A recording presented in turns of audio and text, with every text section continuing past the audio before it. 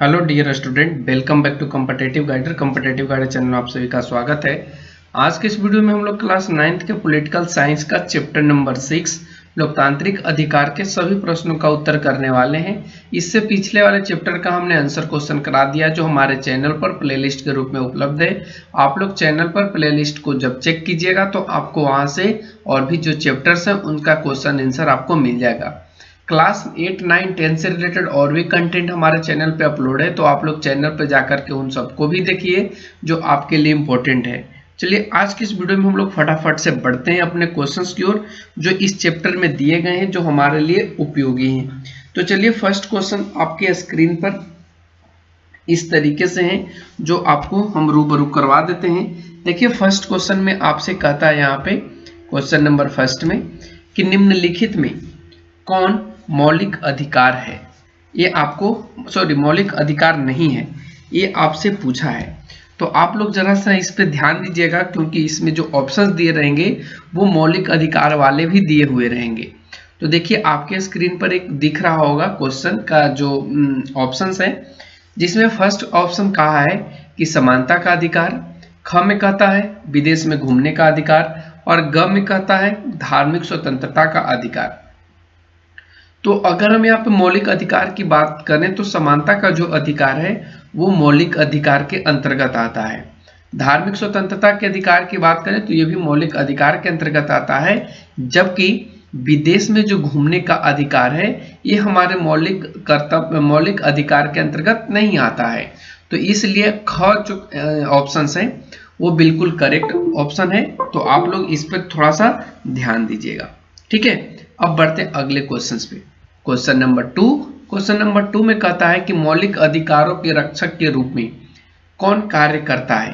कहने का इसका मतलब है कि मौलिक अधिकार का रक्षा कौन करता है और एक काम किसका होता है, ठीक है। ऑप्शंस यहाँ पे दिए गए हैं, क्या वो राष्ट्रपति करते हैं, प्रधानमंत्री करते हैं, सर्वोच्च न्यायालय करता है या सर्वोच्च न्यायालय तथा उच्च न्यायालय दोनों मिलकर के करता है। तो हमारे मौलिक जो अधिकार है उनका रक्षा करने का जो दायित्व होता है वो सर्वोच्च न्यायालय और उच्च न्यायालय के ऊपर होता है, ठीक है। तो ऑप्शन घ बिल्कुल यहाँ पे करेक्ट आंसर हो जाएगा। अब बढ़ते अगले क्वेश्चन पे, क्वेश्चन नंबर 3 पे, जिसमें कहता है कि किस अधिकार को मूल अधिकारों की श्रेणी से निकाल दिया गया है। यानी वो कौन सा अधिकार है जो हमारे मूल अधिकार से हटा दिया गया है, उसे शामिल था लेकिन अब उसे हटा दिया गया है, ठीक है। ऑप्शन आपके पास है। ऑप्शन क में कहता है समता का अधिकार, ख में कहता है स्वतंत्रता का अधिकार, ग में कहता है संपत्ति का अधिकार और घ में कहता है जीवन का अधिकार। तो देखिए समता के अधिकार अभी हमारे मूल अधिकार के श्रेणी में ही है, स्वतंत्रता का अधिकार भी हमारे मूल अधिकार के श्रेणी में ही है, संपत्ति का अधिकार हमारे मूल श्रेणी से हटा दिया गया है। तो ग जो ऑप्शन है वो बिल्कुल करेक्ट आंसर है। बाकी ये जो सारे के सारे आपको ऑप्शंस दिख रहे हैं ये सारे के सारे जो है वो मूल अधिकार के अंतर्गत आते हैं। तो यहाँ पे ऑप्शन ग बिल्कुल करेक्ट आंसर हो जाएगा। अब बढ़ते अगले क्वेश्चन पे, क्वेश्चन नंबर 4 पे, जिसमें कहता है कि आपातकाल में नागरिक के मौलिक अधिकार क्या किए जाते हैं, क्या खत्म कर दिए जाते हैं, स्थगित किए जाते हैं या उनको हमेशा के लिए समाप्त कर दिए जाते हैं। तो देखिए ऑप्शंस आपको दिए गए हैं। ऑप्शन में क में कहता है कि उसे स्थगित कर दिए जाते हैं, समाप्त कर दिए जाते हैं, इसके बारे में संविधान जो है वो मौन रहता है, या इसे जो आपातकाल में जो अधिकार है मौलिक अधिकार ये निरर्थक हो जाते हैं। तो देखिए आप सबको पता होगा कि जब आपातकाल लगता है तो इस कंडीशन में जो मौलिक अधिकार हैं उनको रोक दिया जाता है, स्थगित कर दिया जाता है। तो ऑप्शन क यहाँ पे बिल्कुल करेक्ट हो जाएगा, ठीक है। अब बढ़ते अगले क्वेश्चन पे, क्वेश्चन नंबर 5 पे। इसमें कहता है कि इनमें से कौन सी स्वतंत्रता भारतीय नागरिकों को नहीं है। यानी कुछ ऑप्शंस दिए गए हैं उसमें से पूछा गया है कि यह कौन सी आजादी है या स्वतंत्रता है जो भारतीय नागरिक को नहीं दी गई है। ऑप्शंस यहाँ पे दिए गए हैं। ऑप्शन क में सरकार की आलोचना की स्वतंत्रता, ख में कहता है सशस्त्र विद्रोह में भाग लेने की स्वतंत्रता, ग में कहता है कि सरकार बदलने के लिए आंदोलन शुरू करने की स्वतंत्रता, और घ में कहता है कि संविधान के केंद्रीय मूलों का विरोध करने की स्वतंत्रता। तो हमारे भारतीय नागरिकों को ये जो सशस्त्र विद्रोह है इसमें भाग लेने की स्वतंत्रता नहीं दी गई है। सशस्त्र का मतलब होता है पूरे शस्त्र के साथ, पूरे अस्त्र शस्त्र जो है जैसे कि गोली, बंदूक, तलवार वगैरह, ये सभी जो चीज हैं उनको लेकर के आप जहां भी विद्रोह हो रहा है वहां पे आप भाग नहीं लेंगे। ये हमारे जो भारत के नागरिक हैं उनको ये अधिकार नहीं दिया गया है। तो आप लोग इसका ऑप्शन ख बिल्कुल करेक्ट आंसर को मार लेंगे। अब बढ़ते हैं अगले क्वेश्चन पे, क्वेश्चन नंबर 6 पे, जिसमें कहता है कि भारत का संविधान इनमें से कौन सा अधिकार देता है, यानी किसे अधिकार देता है, नागरिक को, तो वो कौन सा अधिकार है।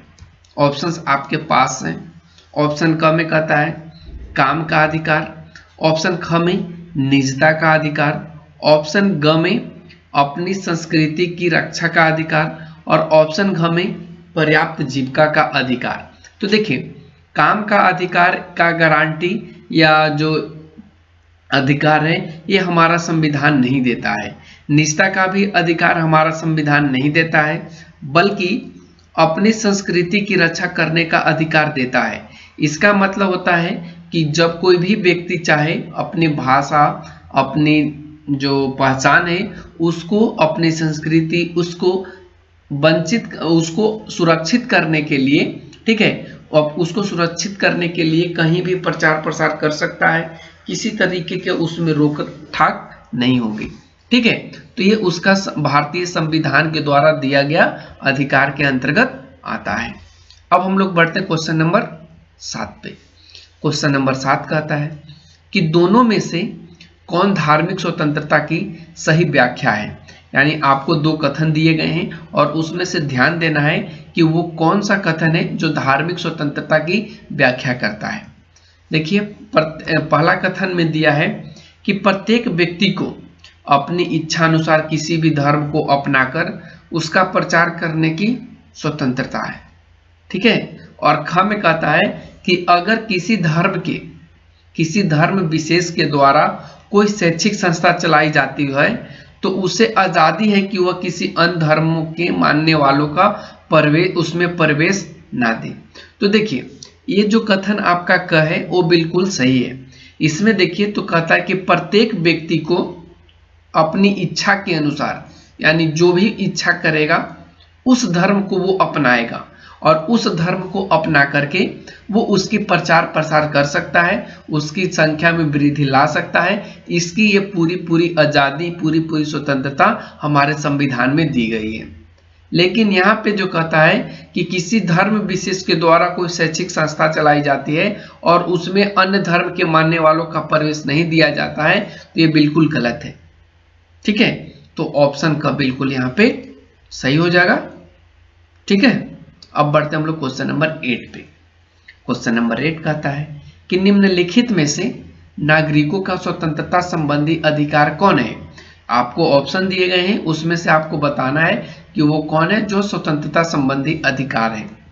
देखिए, ऑप्शन क में कहता है हथियार सहित सभा करने की स्वतंत्रता, ख में कहता है कि सरकार के विरुद्ध षड्यंत्र करने की स्वतंत्रता, ग में कहता है कि भाषण तथा विचार व्यक्त करने की स्वतंत्रता, और घ में कहता है कि विदेश में घूमने की स्वतंत्रता।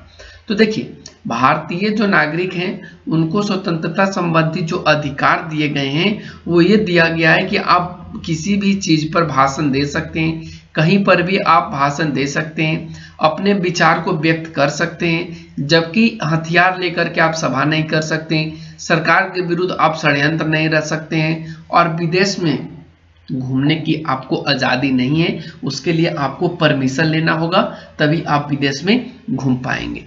तो इसके लिए ऑप्शन ग बिल्कुल यहाँ पे करेक्ट आंसर हो जाएगा। अब हम लोग आते हैं खाली जगह को भरने वाले में। इसमें आपको क्या भरना है, जो सही है उसको सही करना है और जो गलत है उसको गलत करना है। तो कहता है कि भारत में अधिकारों की रक्षा न्यायपालिका करती है। तो ये बिल्कुल सही बात है, क्योंकि अधिकार की जब हनन होती है तो हम लोग न्यायालय की चाहे वो सर्वोच्च न्यायालय हो या उच्च न्यायालय हो, उसका ही दरवाजा खटखटाते हैं। तो यहाँ पे क्या लिखेंगे आप लोग? सही। ठीक है। फिर कहता है कि हमें सिर्फ अपने परंपरागत पेशा को चुनने का अधिकार है। तो बिल्कुल गलत बात है। परंपरागत पेशा कहने का मतलब आप किसी खास जाति से संबंधित हैं, तो आपको जो आपकी जाति शुरू से करते चली आ रही है सिर्फ वही आपको काम करना है, ये आपका अधिकार दिया गया है। तो ये बिल्कुल गलत बात है। हमको जो भी मन करेगा, जो भी काम करने की इच्छा करेगा, हम वो काम कर सकते हैं, इसकी हमें आजादी दी गई है। फिर ग में कहता है हमें सिर्फ उसी प्रदेश में रहने का अधिकार है जिसमें हमने जन्म लिया। तो ये बिल्कुल गलत बात है।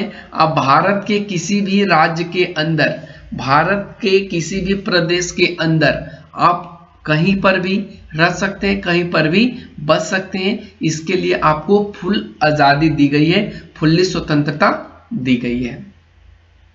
घ में कहता है कि विचार अभिव्यक्ति की स्वतंत्रता का मतलब किसी भी व्यक्ति को कुछ भी बोल देने के अधिकार से है। तो ये बिल्कुल गलत है। विचार अभिव्यक्ति की जो स्वतंत्रता है, इसमें आपको सोच समझ करके या किसी वैसे व्यक्ति को ना बोल देना है जो अधिकारी है या जो समाज का सेवक है। ठीक है। तो आपको जो विचार अभिव्यक्ति की जो स्वतंत्रता दी गई है, उससे आपको सोच समझ करके जवाब देना है या सोच समझ करके बोलना है, न कि आप किसी को बिना मतलब के ही बोलते रहिए। तो ये भी जो सेंटेंस हो गया, ये भी वाक्य गलत हो गया। तो यहाँ पर गलत भर लेंगे। अब हम लोग चलते क्वेश्चन नंबर 10 पे।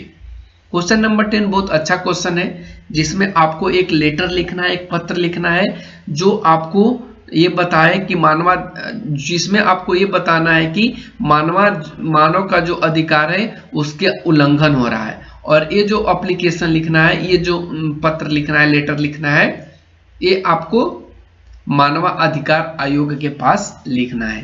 ठीक है। तो देखिए यहाँ पे हमने लिखा है, सेवा में अध्यक्ष महोदय। आप बिहार राज्य के हैं तो बिहार से रिलेटेड लिखिए। अगर आप और भी अदर स्टेट से रिलेटेड हैं तो आप अदर स्टेट का नाम लिखिए। यहाँ पे विषय में आपको डाल देना है कि आप किस विषय में लिख रहे हैं। तो यहाँ पे जो हम लोग का विषय है वो मानवाधिकार उल्लंघन का विषय है। तो यहाँ पे हमने मानवाधिकार उल्लंघन यहाँ पे लिख दिया है।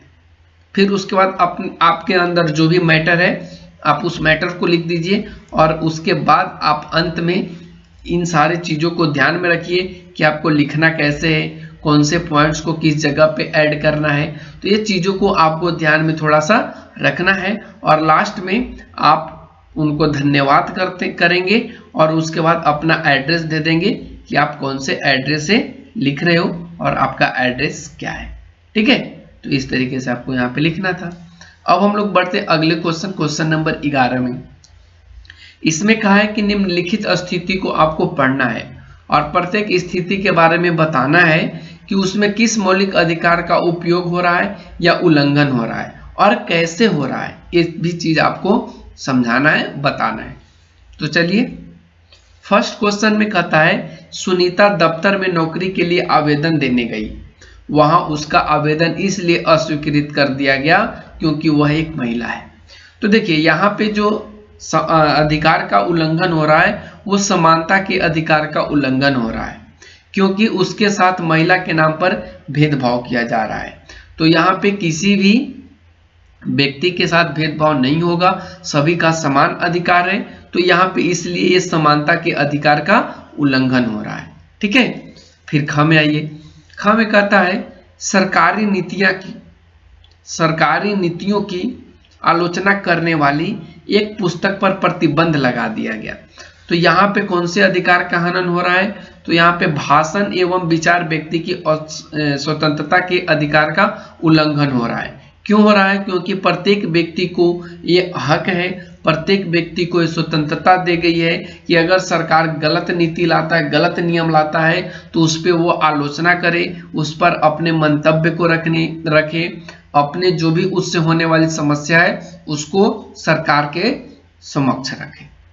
लेकिन यहाँ पे जब सरकारी नीति की आलोचना करने वाली जो पुस्तक है उस पर क्या लगा दिया गया? प्रतिबंध लगा दिया गया। तो यहाँ पे इसकी उल्लंघन हो रही है। हमने यहाँ पे लिखा भी है, क्योंकि अभिव्यक्ति की आजादी में आपको बोल करके, लिख करके, मुद्रण करके, प्रकाशन करके, ये सभी चीजों के द्वारा आप व्यक्त कर सकते हैं कि जो सरकार की नीतियां हैं वो बेकार हैं। ठीक है, तो यहाँ पे इस तरीके से आपको लिखना था। फिर इसी का ग में कहता है कि उड़ीसा के लोग बिहार में अपनी भाषा एवं संस्कृति के प्रचार के लिए सांस्कृतिक संस्था चलाते हैं। तो यहाँ पे सांस्कृतिक एवं शैक्षणिक अधिकार का क्या हो रहा है, उपयोग किया जा रहा है। क्यों उपयोग किया जा रहा है? क्योंकि प्रत्येक व्यक्ति यानी कि देश के किसी भी राज्य के व्यक्ति का ये अपना अधिकार है कि वह अपनी भाषा, अपनी जाति, अपनी संस्कृति को बचाने के लिए वह किसी तरीके से वो शैक्षणिक प्रचार प्रसार कर सकता है, उसमें कोई रोक ठोक नहीं है। हमने लिखा भी है कि सांस्कृतिक तथा शैक्षणिक अधिकार हैं क्योंकि भारत में रहने वाले हर प्रकार के लोगों को अपनी लिपि, भाषा तथा संस्कृति की रक्षा करने का अधिकार दिया गया है।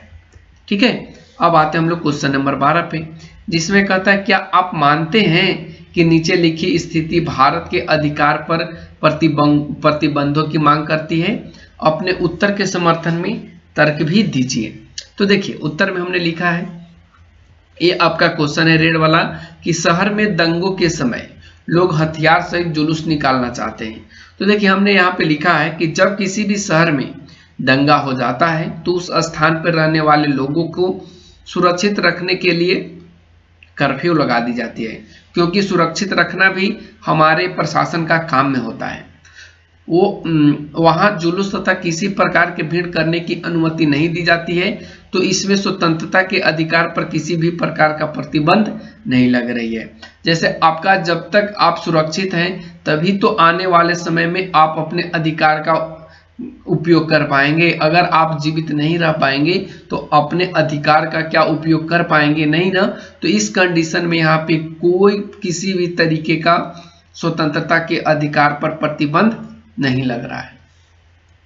इसके बाद ख क्वेश्चन है, इसको जरा सा आप लोग खुद कीजिए, थोड़ा सा हम आपको समझा देते हैं, जिसमें कहता है कि रमेश एवं सुरेश वैसे इलाके जाना चाहते हैं जो सैनिक दृष्टि से सुरक्षित हैं।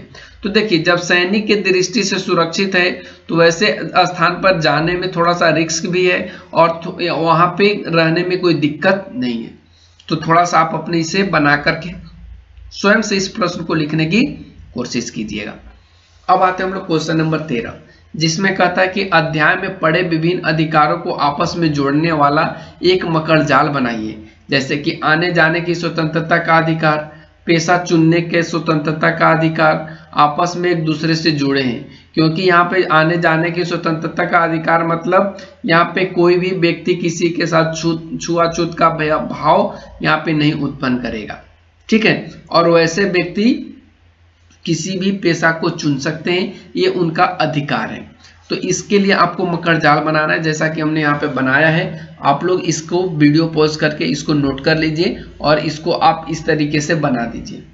जैसे कि यहाँ पे समानता के अधिकार में हमने लिखा जाति, वंश, धर्म तथा लिंग के आधार पर भेदभाव की मनाही होगा, उसे हम लोग स्वतंत्रता के अधिकार कहेंगे।